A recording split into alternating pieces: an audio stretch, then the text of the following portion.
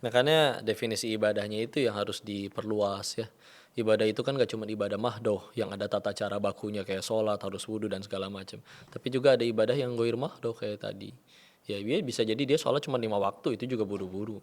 Tapi dia ngelakuin itu semua karena habis ini dia harus ngurus lansia yang harus dia ganti popoknya lagi. Dia nggak enak karena kepikiran dengan anak tetangga ini, dia tahu dia lapar, dia tahu dia anak yatim piatu jadi pulang harus beliin roti untuk dia.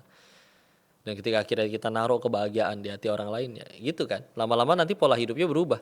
Dari yang bertanya mana yang aku suka jadi mana yang Allah suka.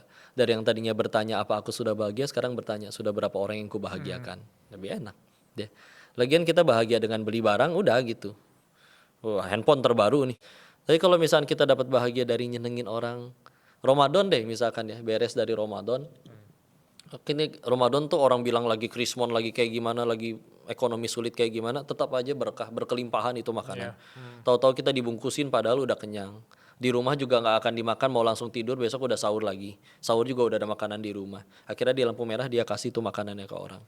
Dan yang terimanya benar-benar ya Allah kok makasih. Ini saya udah nggak makan dari tadi pagi. Ini terima kasih. Mudah-mudahan diberkahi, dikabulkan segala hajatnya. Saya cuman ngasih sesuatu yang bakal saya buang dan bakal jadi sampah dan gak saya butuh. Kok bisa bikin orang segitunya? Dan ketika orang ngedoain setulus itu, bohong kalau kamu bilang hati kamu gak senang. Itu kan sesuatu yang padahal bakal kita buang, gak butuh. Kok bisa nyenengin kamu sampai segitunya? Hmm.